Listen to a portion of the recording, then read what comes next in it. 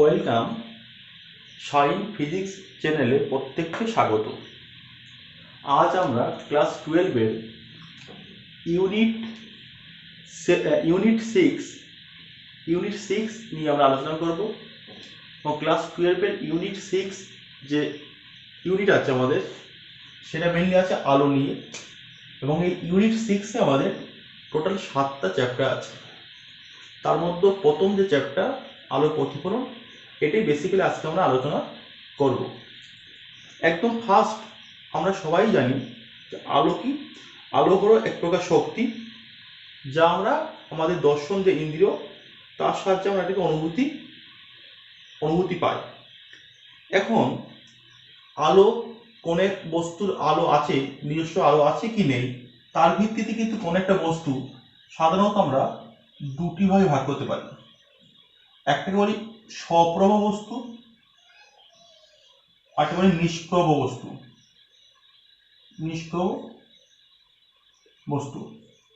স্বপ্রভ বস্তু কি? যাদের নিজস্ব আলো আছে, নক্ষত্র, বাল্ব বা সূর্য এরকম। আর নিষ্প্রভ কি? যাদের নিজস্ব আলো নেই, যারা স্বপ্রভ যে বস্তু, তাদের যে আলো, সেই আলো নিয়ে তারা আলোকিত হয়। এবং মাথায় রাখতে হবে, স্বপ্রভ বস্তুর যে আলো নিয়ে যখন কোনো নিষ্প্রভ বস্তু আলোকিত হবে, সে কিন্তু ওই স্বপ্রভ বস্তুর আলো নিয়ে সে আলোর প্রতিফলন ঘটাবে, এবং এই প্রতিফলিত লাইট আমাদের চোখে আসলে আমরা দেখতে পাই। এখন আলোর সাধারণত কি কি ঘটনা ঘটে?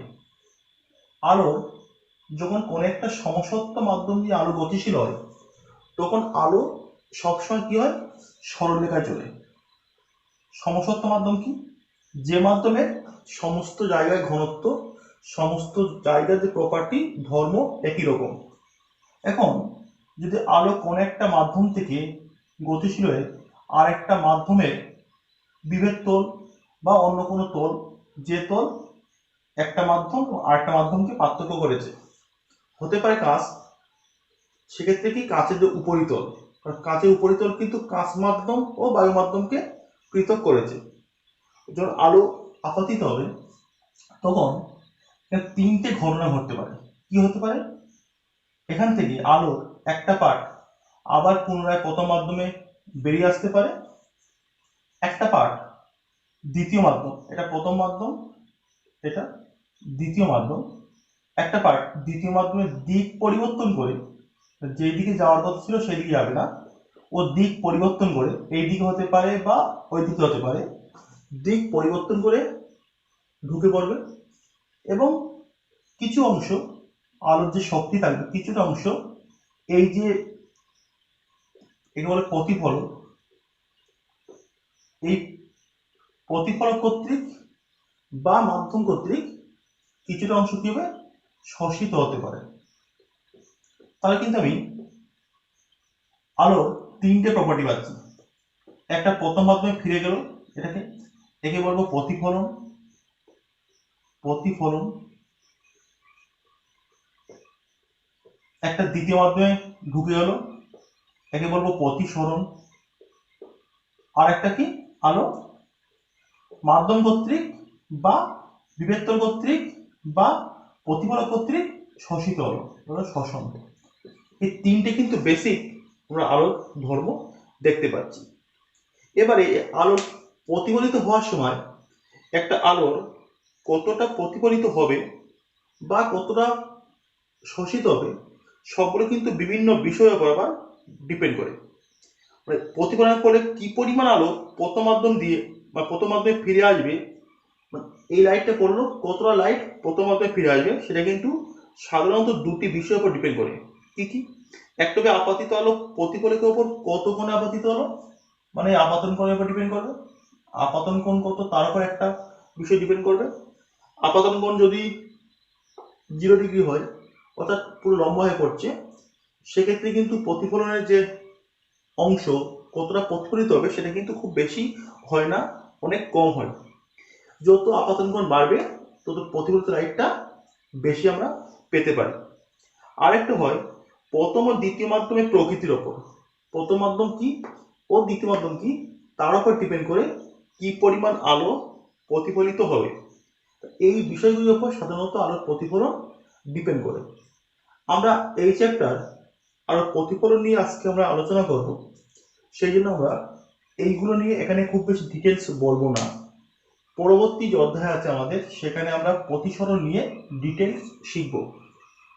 আজকে আমরা শুধুমাত্র আলোর যে প্রতিফলন ধর্ম, সেই ধর্ম নিয়ে আমরা আলোচনা করব। মাথা রাখবে, আলোকে দুটো পার্টে আমরা ভাগ করেছি ক্লাস 12-এ। একটা হলো জ্যামিতিক আলোক বিজ্ঞান, একটা হলো ভৌত আলোক বিজ্ঞান। এটা কিন্তু জ্যামিতিক আলোক বিজ্ঞানের একটা পার্ট। নেক্সট শুরু করছি আমরা আলোর প্রতিফলন। প্রতিফলন কাকে বলে? প্রতিফলন হলো যখন আলোকরশ্মি কোনো সমসত্ব মাধ্যমের মধ্য দিয়ে যেতে যেতে অন্য কোনো সমসত্ব মাধ্যমের তলে আপতিত হয়ে ওই আপতিত আলোর কিছু অংশ দিক পরিবর্তন করে পুনরায় প্রথম মাধ্যমে ফিরে আসে, এই যে ঘটনা, তাকে বলবে আলোর প্রতিফলন। আমি অ্যানিমেশন এর সঙ্গে দিয়েছি, লক্ষ্য করবে। কি বললাম? একটা আলোকরশ্মি একটা তলে আপতিত হলো, পুনরায় প্রথম মাধ্যমে আবার ফিরে গেল, এই যে ঘটনা, এর নাম প্রতিফলন। আমি ধরি যে এই যে একটা প্রতিফলক, যার উপরে আলো পড়ে পুনরায় প্রথম মাধ্যমে ফিরে যাচ্ছে, একে বলবো কি? প্রতিফলক। কি বলবো আমরা? প্রতিফলক। নাম দিচ্ছি M1। এটা ও বিন্দু, এটা পি, এটা কিউ। দর্পণ বা প্রতিফলক এর ওপরে যে বিন্দুতে আপতিত হলো, সেই বিন্দু থেকে লম্ব টানবো, নাম দিলাম সাপোজ আর। এই যে পি থেকে ও, এটাকে আমরা বলবো কি? আপাতিত রশ্মি। আপাতিত রশ্মি। ও থেকে কিউ, একে বলবো কি? প্রতিফলিত রশ্মি। ও থেকে আর, একে বলবো কি? অভিলম্ব। অভিলম্ব। ও বিন্দু, একে বলবো আপাতন বিন্দু। আপাতন বিন্দু। আপতিত রশ্মি, যে রশ্মিটা আপতিত হচ্ছে, তার নাম আপতিত রশ্মি।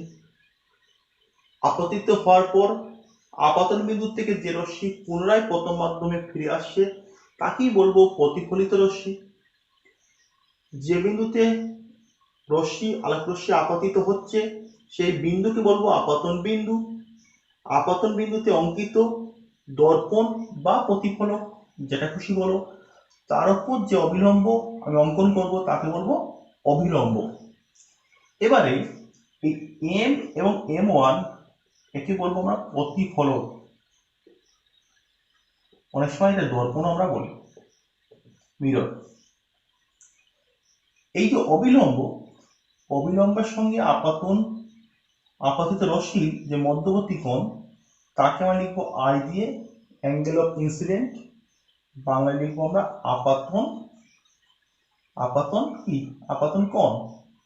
একইভাবে অবিলম্বের সঙ্গে যে রশ্মিটা প্রতিফলিত হচ্ছে, তাকে আমরা লিখবো আর দিয়ে, একে লিখবো প্রতিফলন কোণ।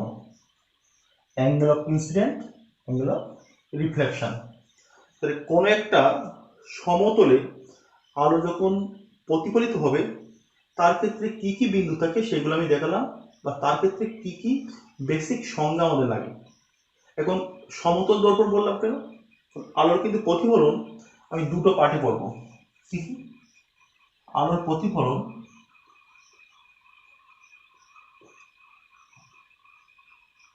আমরা একটা পড়বো সমতল দর্পণে, হ্যাঁ, বক্র দর্পণে। এই বক্র দর্পণকে আমি দুটো ভাগে ভাগ করব। একটা আমরা শিখব অবতল দর্পণের ক্ষেত্রে, একটা শিখব উত্তল দর্পণ। সমতল দর্পণের ক্ষেত্রে আলোর প্রতিফলন কিভাবে ঘটবে তার কি কি বৈশিষ্ট্য থাকে, তার কি কি বিভিন্ন সংজ্ঞা বা বিভিন্ন কি কি অবস্থা তৈরি হয় সেগুলো শিখব। তারপর আমরা বক্রদর্পণের বিষয়গুলি আমরা জানব। প্রথমে আমরা আলোর যে সমতল দর্পণে আলোর প্রতিফলন তার একটা চিত্র রেখেছি। M1 সমতল দর্পণ, তার উপর একটি আলোকরশ্মি PQ আপাতিত হলো, OQ পথে প্রতিফলিত হলো। আপাতন কোণ I, প্রতিফলন কোণ R, OR অবিলম্ব, অবিন্দু আপাতন বিন্দু, এবং M1টা প্রতিফলক বা দর্পণ। প্রত্যেকের সংজ্ঞা আমরা বুঝলাম। নেক্সট, এই যে সমতল দর্পণে বা বক্র দর্পণে আলোর প্রতিফলন, এই আলোর প্রতিফলন কিন্তু সূত্র মেনে চলে। তাকে বলবো প্রতিফলনের সূত্র। প্রতিফলনের, কলমটা ডিস্টার্ব করছে,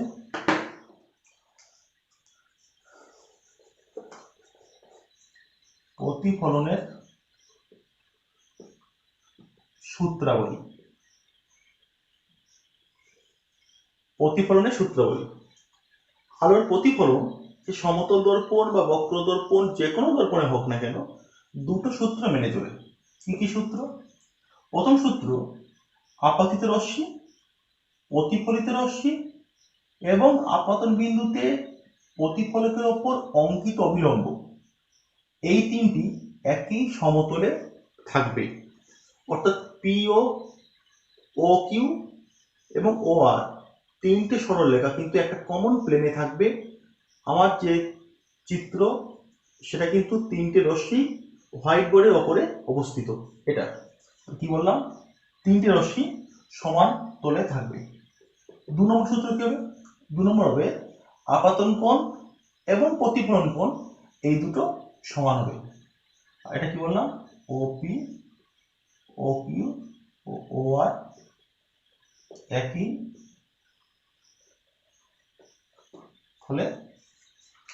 তলে থাকবে। এটা হলো আমার প্রতিফলনের সূত্রাবলী, দুটো সূত্র। আবার বলছি, আপাতিত রশ্মি, প্রতিফলিত রশ্মি এবং আপাতন বিন্দুতে প্রতিফলকের ওপর অঙ্কিত অবিলম্ব একই সমতলে থাকবে, 1 নম্বর। আর 2 নম্বর কি? আপাতন কোণ ও প্রতিফলন কোণ সবসময় পরস্পর সমান হবে। নেক্সট আমরা এই যে প্রতিফলন, একটা স্পেশাল কেস আমরা দেখব, লম্ব প্রতিফলন। তার ক্ষেত্রে কি হয় আর সেই চিত্রটা একটু দেখব। লম্ব প্রতিফলন মানে কি? যখন আলোকরশ্মি কোনো একটা দর্পণের ওপর, অবশ্যই সমতল দর্পণ, সেটাই করছি প্রথমে আমি, তার উপরে লম্বভাবে আপতিত হবে। এই সমতল দর্পণ, এর ওপর একটা আলোকরশ্মি লম্বভাবে আপতিত হলো। তাহলে যেহেতু লম্বভাবে আপতিত হলো, অবিলম্ব এটাই, ঠিক তার ওপরে কিন্তু আপতিত হয়েছে, এ কিন্তু আবার এই দিক বরাবর ফিরে যাবে। এক্ষেত্রে আপাতন কোণ কত? 0 ডিগ্রি। প্রতিফলন কোণ সেটাও কিন্তু 0 ডিগ্রি হবে। আপাতন কোণ 0 ডিগ্রি, প্রতিফলন কোণ 0 ডিগ্রি হবে। এবং এক্ষেত্রে আলোকরশ্মির চ্যুতি কত হবে? আলো এই দিকে আসতে চাইছিল, এইদিকে, বাট ও কিন্তু ঠিক উল্টো দিকে ফিরে যাচ্ছে। তো যেদিকে আসতে চাইছিল এবং যেদিকে ফিরে যাচ্ছে এর মধ্যবর্তী কোণ 180 ডিগ্রি। অর্থাৎ এক্ষেত্রে আলোকরশ্মির চ্যুতি কোণ হবে কত হবে? ডেল্টা সমান হবে 180 ডিগ্রি। এই আলোকরশ্মির চ্যুতি কোণ শুধু এক্ষেত্রে না, যে কোনো প্রতিফলনের ক্ষেত্রে কিন্তু আলোকরশ্মির চ্যুতি কোণ আমরা বার করতে পারি। কিভাবে? লক্ষ্য করো, সাপোজ এই সমতল দর্পণ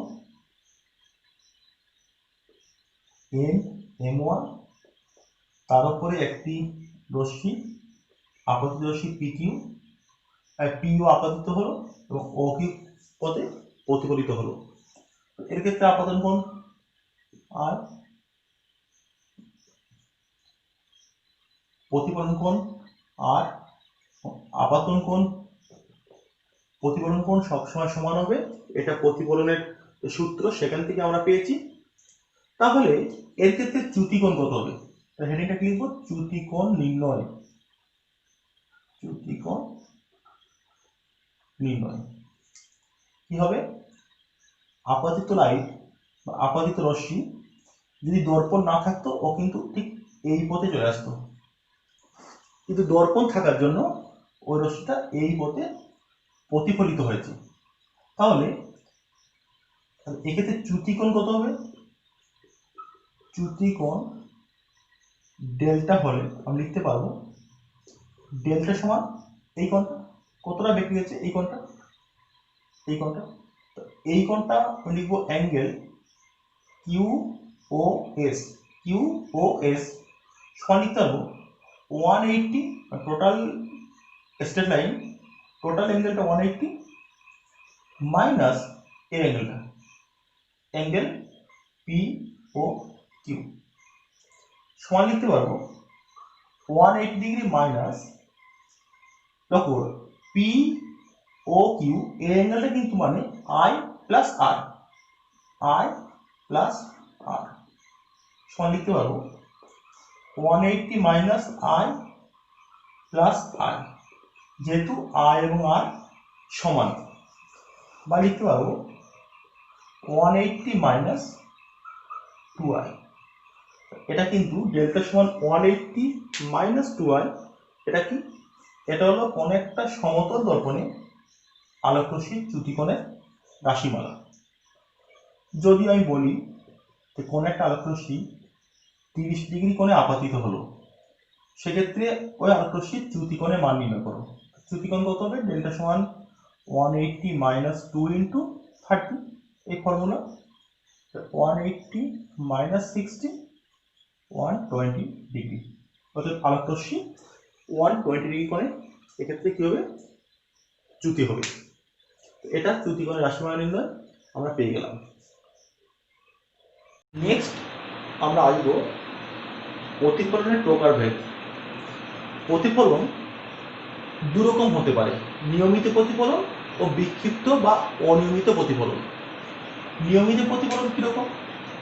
যদি কোন একটা সমতল প্রতিফলক বা সমতল দর্পণ, তার উপর কিছু সমান্তরাল আলোক রশ্মি, যে আলোক রশ্মিগুলো কি সমান্তরাল, অর্থাৎ যে রশ্মিগুলি পরস্পর সমান্তরাল থেকে ওরা প্রত্যেকের দর্পণের উপর আপতিত হবে, যদি এরকম হয়, এবং আপতিত হওয়ার পর যখন ওরা প্রতিফলিত হবে তখন কি প্রত্যেকে আবার পরস্পরের সঙ্গে সমান্তরাল অবস্থায় প্রতিফলিত হবে। মানে আপতিত রশ্মি পরস্পর সমান্তরাল, প্রতিফলিত রশ্মি তারাও কিন্তু পরস্পর সমান্তরাল। মাথায় রাখতে হবে এখানে কিন্তু এরা প্রত্যেকেই আলো যে প্রতিফলনের সূত্র সেগুলো মেনেই চলবে। তাহলে এই প্রকার যে প্রতিফলন তাকে বলবো আমরা কি? নিয়মিত প্রতিফলন। বলবো কি? নিয়মিত প্রতিফলন। অপরদিকে যদি এরকম হয় কোনো একটা অমসৃণ তল বা অমসৃণ প্রতিফলক, তার উপর যদি কোনো সমান্তরাল আলোক রশ্মি আপতিত হয়, এক্ষেত্রেও কিন্তু যে আলোক রশ্মি আপতিত হয় তারা পরস্পরের সমান্তরাল।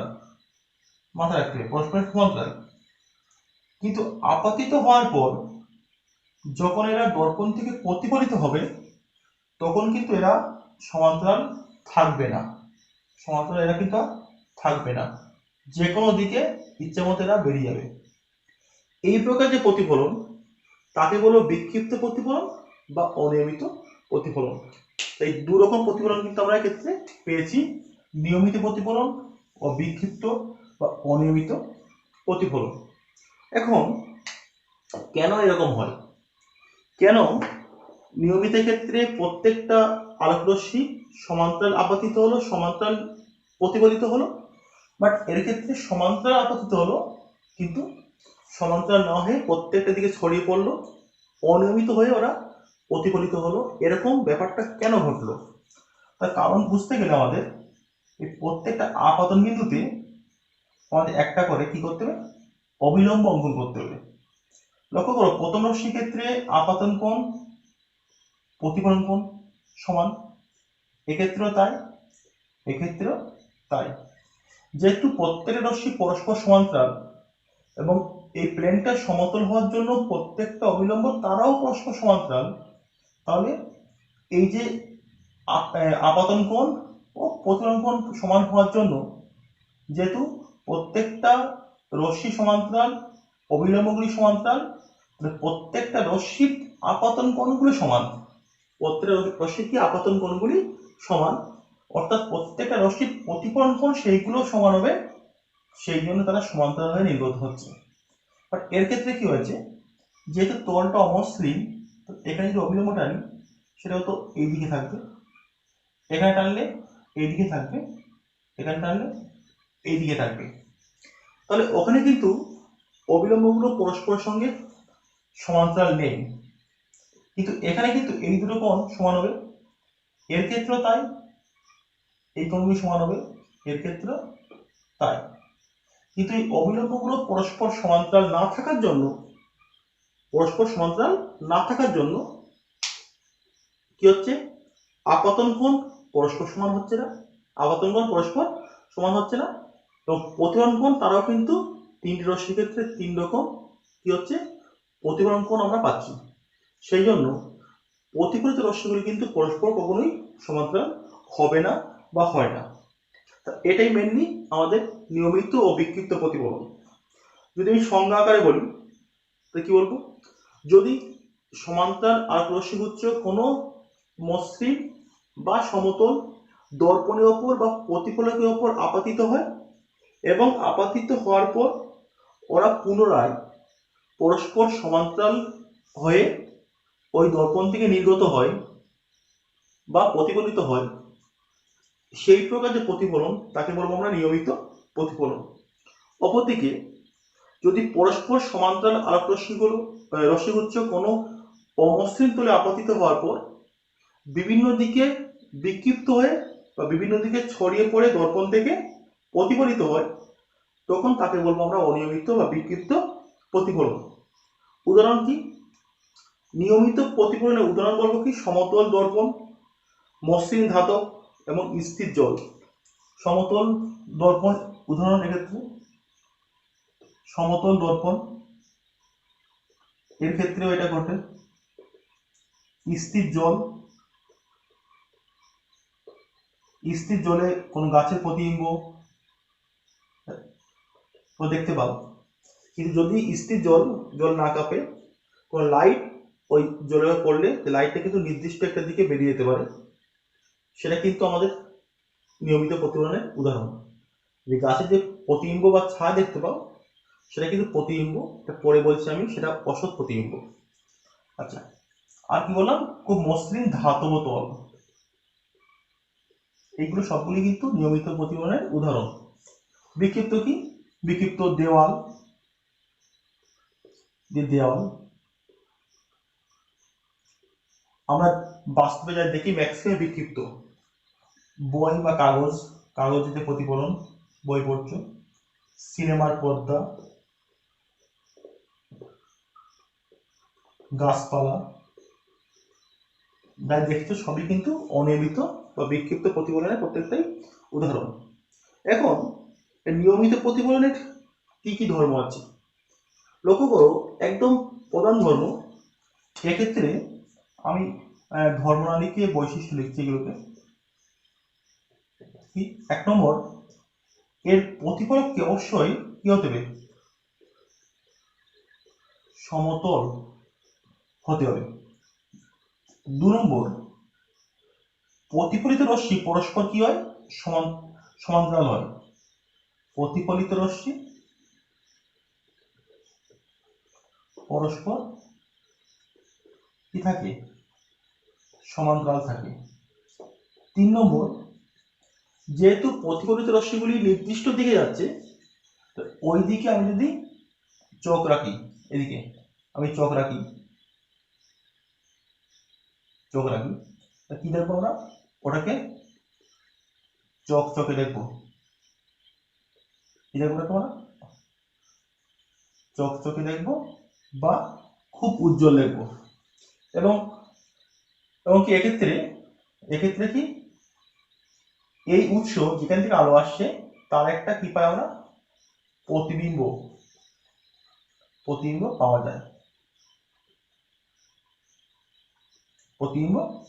যায়, আচ্ছা, এইগুলো মোটামুটি আমাদের নিয়মিত যে প্রতিফলন তার কিছু আমাদের বৈশিষ্ট্য। ঠিক একইভাবে আমি যদি বলি অনিয়মিত যে প্রতিফলন তার বৈশিষ্ট্য লিখব, সেক্ষেত্রে আমরা একদম ফার্স্ট লিখব, এক্ষেত্রে এটা অসমতল বা অমসৃণ হতে হবে, দু নম্বর, প্রতিফলিত যে রশ্মি পাবো সেগুলো কিন্তু সমান্তরাল হবে না, সমান্তরাল নহে। 3 নম্বর, সব দিক দিয়ে সমান উজ্জ্বল দেখাবে, যে দিক দিয়ে দেখবে সব দিক দিয়ে একই রকম উজ্জ্বল দেখবো, কোনো চকচকে বা একদিক দিয়ে বেশি উজ্জ্বল দেখবো না। 4 নম্বর, এখানে প্রতিবিম্ব পাওয়া যায় না,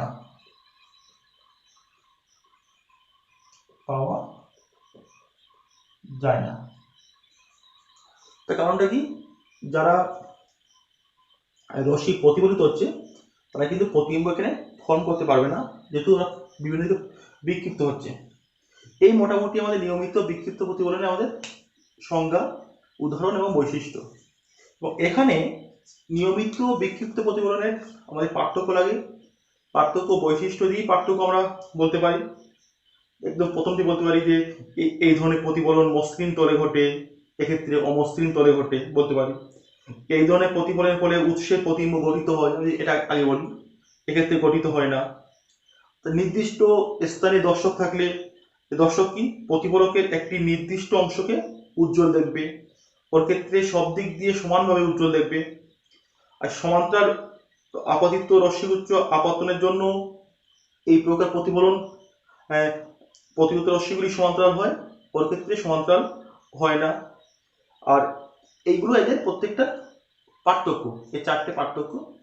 আর দুটোর মিল কি, যে মিল বলি যে দুটোর সাথে বড় মিল, দুটোই কিন্তু প্রতিফলনের সূত্র কিন্তু দুটোই মেনে চলে, নিয়মিত বিক্ষিপ্ত দুই প্রকার প্রতিফলন, তারা কিন্তু ওই সূত্রগুলো প্রত্যেকেই মেনে চলে।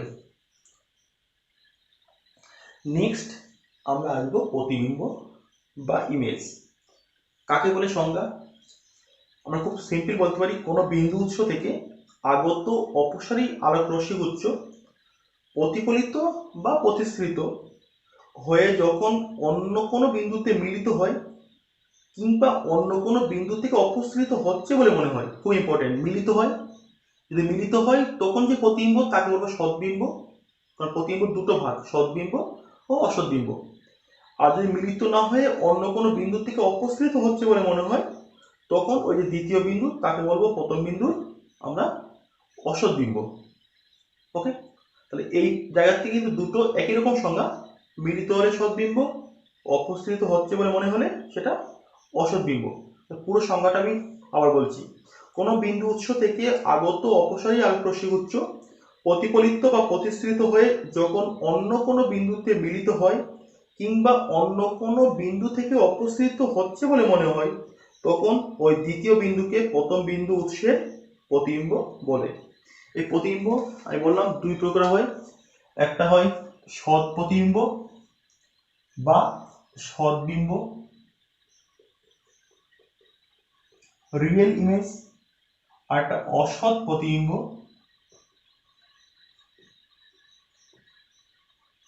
বা অসৎ বিম্ব, এটা হলো ভার্চুয়াল ইমেজ। সদ্বিম্ব রিয়েল ইমেজ, অসৎ প্রতিবিম্ব ভার্চুয়াল ইমেজ। এখন সদ্বিম্ব সংজ্ঞায় বললাম, যখন প্রতিফলিত বা প্রতিসৃত যে রশ্মি তারা যখন সত্যি সত্যি কোনো একটা বিন্দুতে মিলিত হবে তখন তাকে বলবো আমরা সদ্বিম্ব। আর যদি কোনো একটা বিন্দু থেকে অপসৃত হচ্ছে বলে মনে হয় তখন তাকে বলবো আমরা কি, অসৎ বিম্ব। এখন আমরা প্রতিফলনের পরে কিভাবে আমরা সদ্বিম্ব গ্রহণ করতে পারি বা প্রতিসরণ, তার ক্ষেত্রে কিভাবে সদ্বিম্ব গঠিত হয় আর তার একটা উদাহরণ দেখি।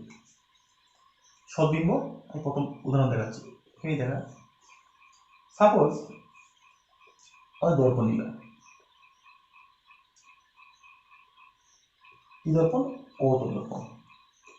এই দর্পণের সামনে আমি একটা বস্তু নিলাম, এই বস্তুর প্রতিবিম্ব আমি তৈরি করতে চাই। আমি এগুলো ডিটেলস পরে বলবো কিভাবে আঁকতে হয়।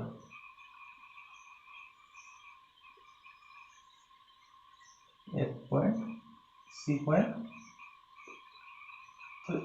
এই যে বস্তু পি কিউ, তার কিন্তু একটা প্রতিবিম্ব আমি এখানে পাচ্ছি, ছোট হাতে পি, ছোট হাতে কিউ। লক্ষ্য করো, এই বস্তুর কিন্তু প্রতিবিম্ব এখানে পাচ্ছি।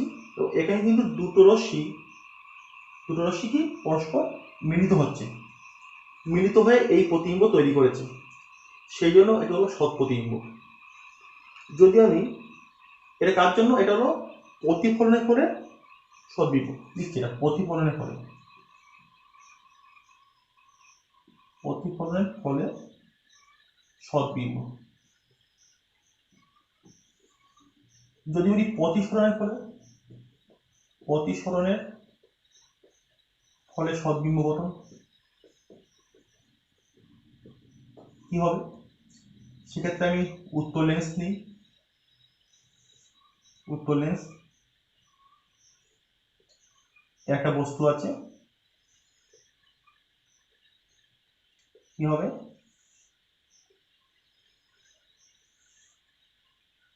এই এটা কি হবে? এটা হবে আমার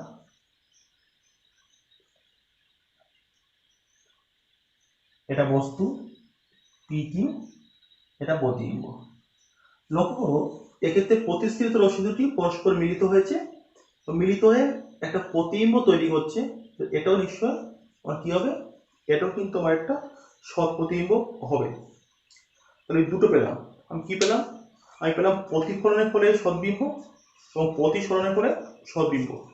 লক্ষ্য করো, এই যে দুটো জিনিস পেলাম আমি, এর প্রথম ক্ষেত্রে ও দ্বিতীয় ক্ষেত্রে, দুটো ক্ষেত্রে কিন্তু প্রথম ক্ষেত্রে আমি ইউজ করলাম বক্রতল, দ্বিতীয় ক্ষেত্রে ইউজ করলাম আমি লেন্স। এখন আমি কি সমতল দর্পণের সাহায্যে সদ্বিম্ব গঠন করতে পারি? দেখি পারি কি না। বলছে হ্যাঁ, সমতল দর্পণ দিয়েও কিন্তু আমরা সদ্বিম্ব গঠন করতে পারি। কিভাবে পারবো দেখি।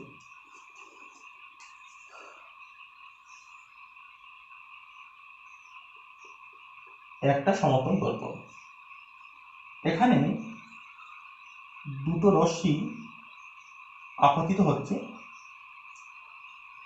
কিন্তু দুটো রশ্মি কি রশ্মি? এরা এরা অভিসারী, অপসারী রশ্মি, সরি অভিসারী রশ্মি, অভিসারী রশ্মি আপতিত হবে।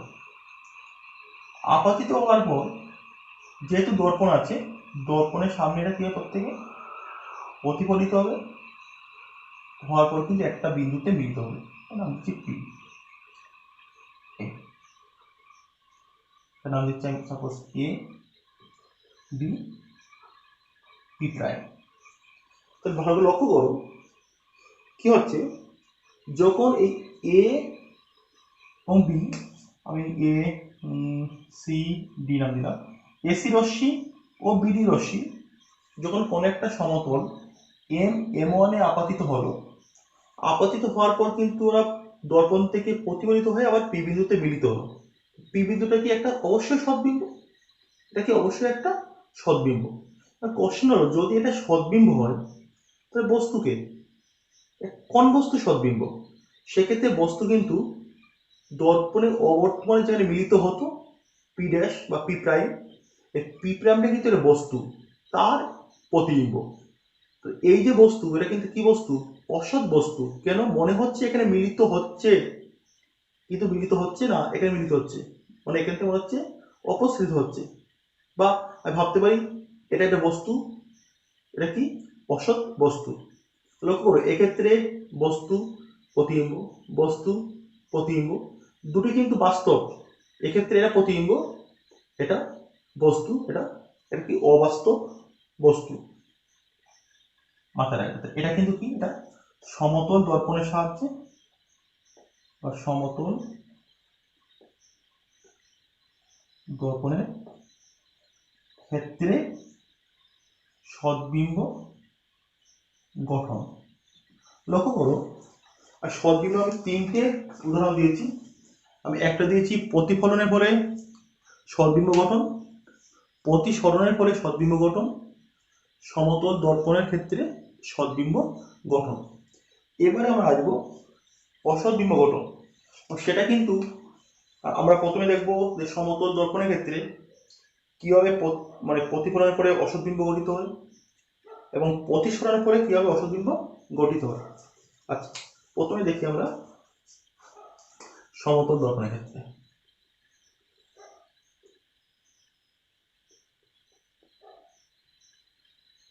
এখানে একটা বিন্দু আছে, এখান থেকে দুটো রশ্মি, কি রশ্মি? অপসারী রশ্মি আপতিত হলো। একটা এই যাবে, একটা সাপোজ এই যাবে। তাহলে কি হবে? ওরা কিন্তু মনে হবে যেন এখান থেকে অপসৃত হচ্ছে, চোখ তো পাকা দেখবে না, তবে এই বিন্দু থেকে ওরা অপসৃত হচ্ছে। তো এখানে যদি ওরা চোখ থাকে, এটা বস্তু পি, তার একটা পি প্রাইম প্রতিবিম্ব। তাহলে এক্ষেত্রে কি হচ্ছে? এক্ষেত্রে পিটা বস্তু, পি প্রাইম তার একটা অসৎ প্রতিবিম্ব। মনে হচ্ছে এখান থেকে রশ্মি অপসৃত হয়ে চোখে আসছে, একে দেখতে পাচ্ছি না, চোখ কিন্তু বাঁকা পথে দেখতে পায় না, চোখ সোজা দেখবে, এখান থেকে আলোক রশ্মি অপসৃত হয়ে চোখে পড়ছে। এই পি ড্যাশ এটা হবে একটা অসৎ প্রতিবিম্ব। এবং এটা কার ক্ষেত্রে? এটা কিন্তু হচ্ছে প্রতিফলনের পরে অসৎ প্রতিবিম্ব। মানে কি হচ্ছে? এটা প্রতিফলনের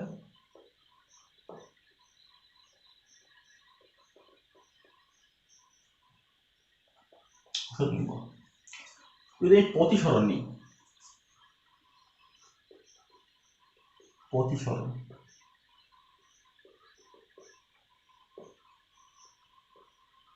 অসৎ বিম্ব, প্রতিসরণ তার ক্ষেত্রে হবে, তার ক্ষেত্রে কি নিতে পারি আমরা? সবচেয়ে ভালো উদাহরণ নিতে পারি আমরা অবতল লেন্স। অবতল লেন্স তার ক্ষেত্রে কিন্তু খুব সুন্দরভাবে আমরা এই জিনিসটা দেখতে পাই। অবতল লেন্সের একটা চিত্র আঁকি। এই অবতল লেন্স, এখানে একটা বস্তু আছে, এই বস্তু থেকে একটা রশ্মি পড়লো, এই বেরিয়ে গেল, মনে হচ্ছে এটা যেন কি এফ থেকে প্রতিষ্ঠিত হচ্ছে।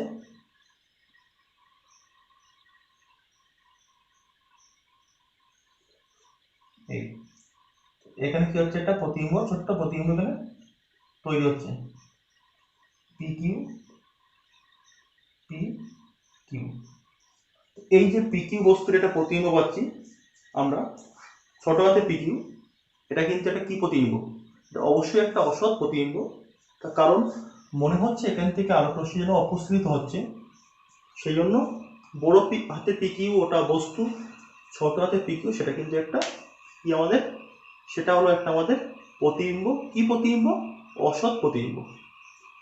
এবারে আমি ইচ্ছা করি আমরা এই যে অবতল দর্পণ, তার ক্ষেত্রেও কিন্তু অসৎ বিম্ব পাওয়া যায়, সেগুলো আমার পরে এর পরে যে পাঠ আছে সেখানে দেখাবো। সদ্বিম্ব ও অসদ্বিম্ব কাকে বলে আমরা দেখলাম এবং প্রত্যেকটা উদাহরণ দেখলাম।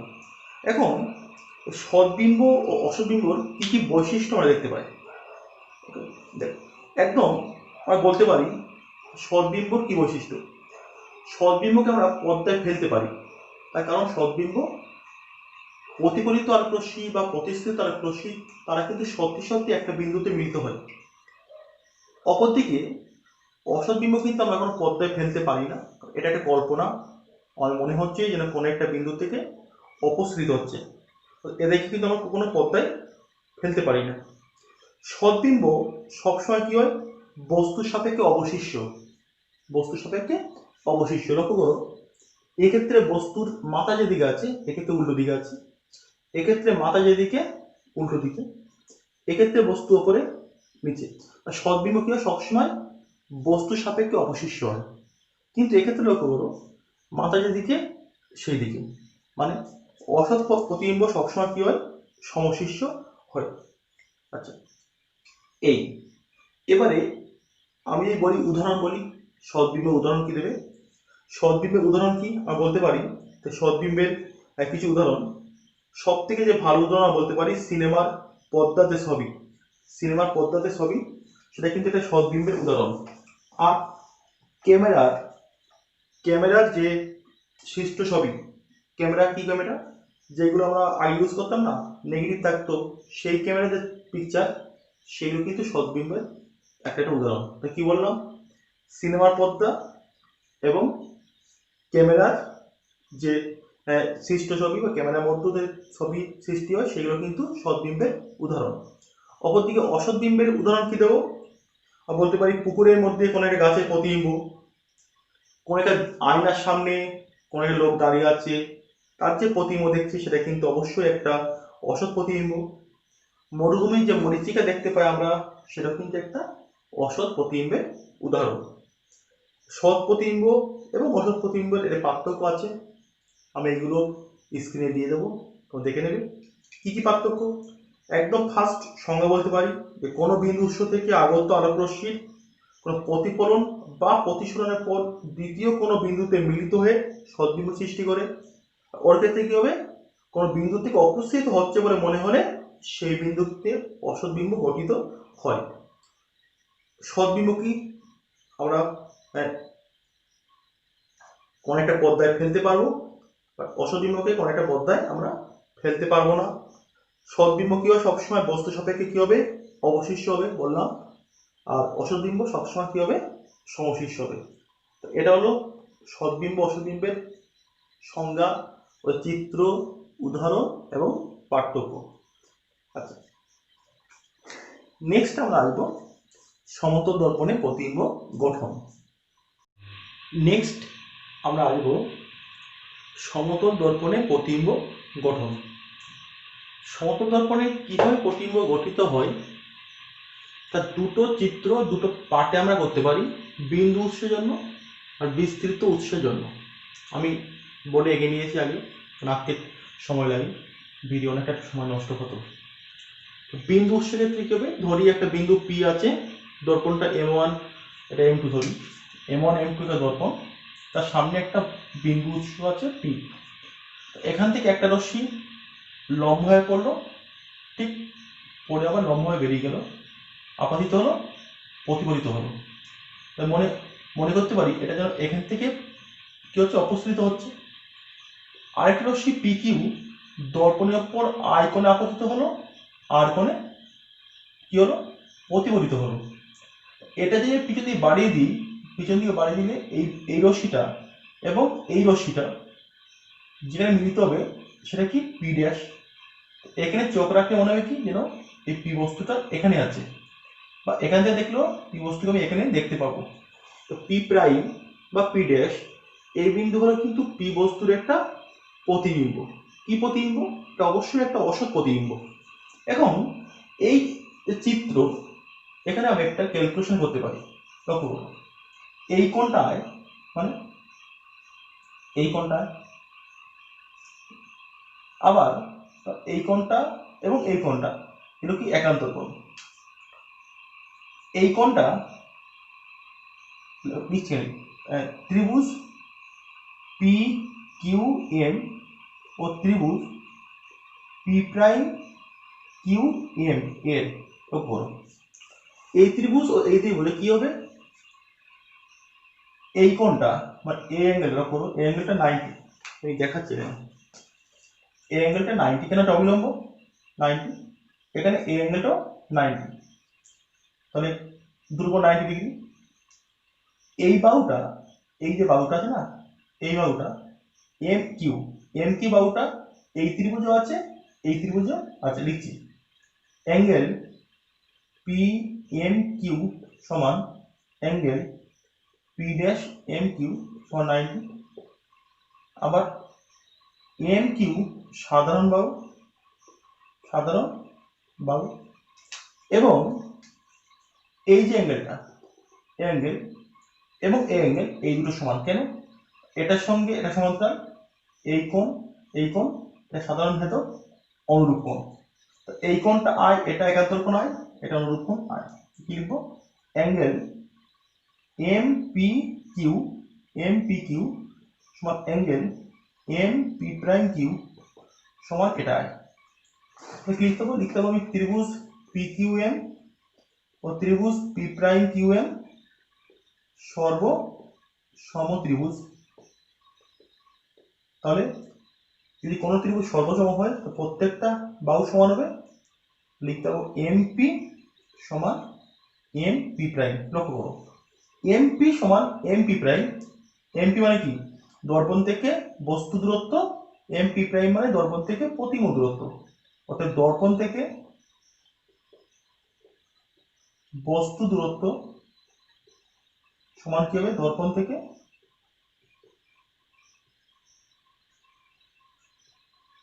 প্রতিবিম্বের দূরত্ব।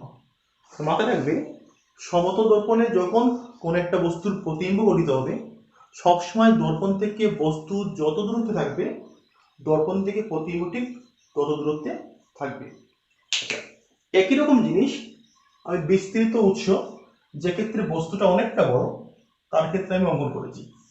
এখানে ধরেছি পিকিউ একটা বিস্তৃত বস্তু, তার একটা প্রতিবিম্ব। লক্ষ্য করো আমরা এখান থেকে পড়ছি লম্ব পড়ছে একটা, এই যে রশ্মিগুলো মনে হচ্ছে কি পি বিন্দু রশ্মিটা অপসৃত হচ্ছে পি প্রাইম থেকে, কিউ রশ্মি অপসৃত হচ্ছে কিউ প্রাইম থেকে। আমি কিন্তু এই নিয়মটা ইউজ করেছি, বাট এখানে দুটো ডিফারেন্ট পয়েন্টের জন্য। তাহলে পি কিউ একটা প্রতিবিম্ব পি প্রাইম কিউ প্রাইমে তৈরি হচ্ছে। পি প্রাইম কিউ প্রাইম হলো পি কিউ বস্তুর একটা অসৎ প্রতিবিম্ব।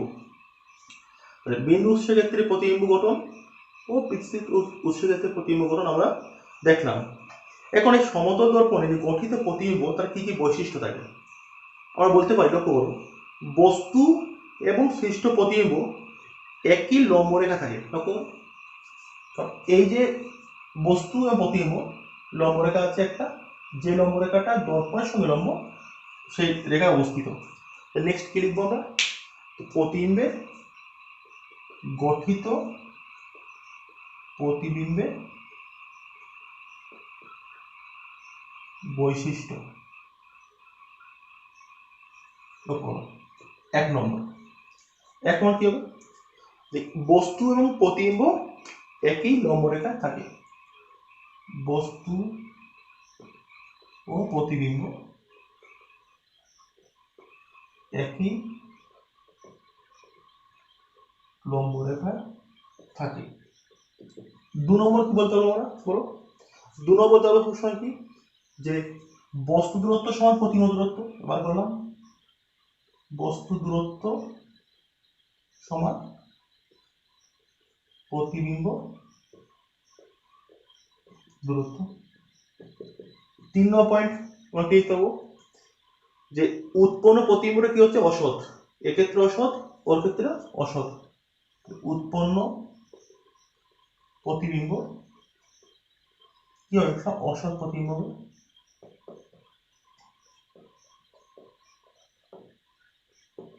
আচ্ছা 4 নম্বর পয়েন্ট আমরা কি লিখতে পারবো, সবসময় কিন্তু প্রতিবিম্বটি বস্তুর সমশিষ্য। প্রতিবিম্বটি বস্তুর সমশিষ্য। প্রতিবিম্বটি সমশিষ্য। লক্ষ্য করো বস্তু যত লম্বা প্রতিবিম্বটি ততটা লম্বা। কি লিখবো, প্রতিবিম্বটি বস্তুর সমান আকার বা আকৃতির। প্রতিবিম্বটি বস্তুর সমান আকৃতি। আর কি লিখতে পারবো,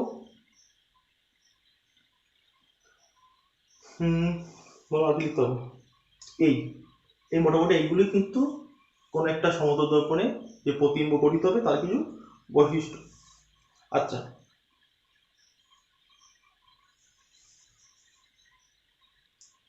পরবর্তীতে সমতল দর্পণে গঠিত প্রতিবিম্বে দুটো বিশেষ বৈশিষ্ট্য ঘটে, যেটা পার্শ্ব পরিবর্তন এবং উলম্ব উৎক্রম। পার্শ্ব পরিবর্তনটা তোমরা প্রত্যেকে জানো। কি হয় যদি সমতল দর্পণে গঠিত কোনো বস্তুর সমগ্র প্রতিবিম্বটি বস্তুর সাপেক্ষে পাশাপাশি উল্টে যাওয়ার ঘটনা, দেখো পাশাপাশি উল্টে যাচ্ছে, পিটাকে মনে হচ্ছে কি কিউ, এই যে ঘটনা তাকে বলবো কি আমরা পার্শ্বীয় পরিবর্তন। ঠিক একইভাবে সমতল দর্পণে কোনো বস্তুর প্রতিবিম্ব ঠিক যেমন পাশের দিকে উল্টে যেতে পারে, তেমনি কোনো বস্তুর প্রতিবিম্ব কিন্তু উল্লম্বভাবে উপর নিচে উল্টে যায়। লক্ষ্য করো পাশের চিত্রে, ওটাও পি দিয়ে করেছি, উপর নিচে উল্টে যায়। এই যে ঘটনা তাকে বলবো কি উলম্ব উৎক্রম। উপর নিচে উল্টে যাওয়াকে বলবো উলম্ব উৎক্রম, পাশের দিকে উল্টে যাওয়াকে বলবো আমরা পার্শ্বীয় পরিবর্তন। আমি দুটোর কিছু গ্রাফিক্স ফটো আমিও দিয়ে দিচ্ছি। এটা মোটামুটি সমতল দর্পণের পার্শ্বীয় পরিবর্তন ও উলম্ব উৎক্রম। এবার একটা বিশেষ একটা ক্ষেত্র আমাদের লাগে, দুটো দর্পণের মধ্যে যদি নির্দিষ্ট একটা অ্যাঙ্গেল থাকে, সেক্ষেত্রে উহাদের মধ্যে প্রতিবিম্ব কোটি গঠিত হবে, সেটা নিয়ে একটা সূত্র আমাদের শিখতে হবে। সেটা একটু দেখাবো। যদি দুটো দর্পণের মধ্যবর্তী কোণ, অবশ্যই দুটো দর্পণ কি সমতল দর্পণ, যদি থিটা কোণে আলো থাকে, এখানে একটা বস্তু থাকে, এই বস্তুর এই দর্পণে প্রতিবিম্ব হবে, যে প্রতিবিম্ব হয় সেটা কাজ করবে এই দর্পণের ক্ষেত্রে বস্তু হিসাবে, তার প্রতিবিম্ব হবে, সেটা কাজ করবে এই দর্পণে বস্তু হিসাবে, তার প্রতিবিম্ব, এও চলতে থাকবে। তো মোট কতগুলো প্রতিবিম্ব আমি দেখতে পাবো, তার একটা সূত্র আছে। এই সূত্র নাম্বার অফ ইমেজ n সমান 360/θ - 1। এই সূত্র মেনে কিন্তু হবে। থিটাটা কি? দুটি সমতল দর্পণের মধ্যবর্তী কোণ। এটা কি? মোট উৎপন্ন প্রতিবিম্বের সংখ্যা। উদাহরণ দিয়ে ব্যাপারটা বলে আমি বললাম যে দুটো দর্পণের মধ্যবর্তী কোণ 90 ডিগ্রি, এরকম আছে। কত এই কোণটা?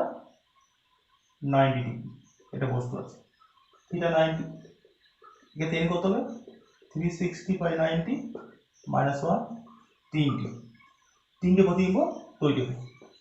যদি মধ্যবর্তী কোণ 30 ডিগ্রি হয়, এই কোণটা 30 ডিগ্রি, এই বস্তু 30 ডিগ্রি, n = 360, 30 - n কত হবে?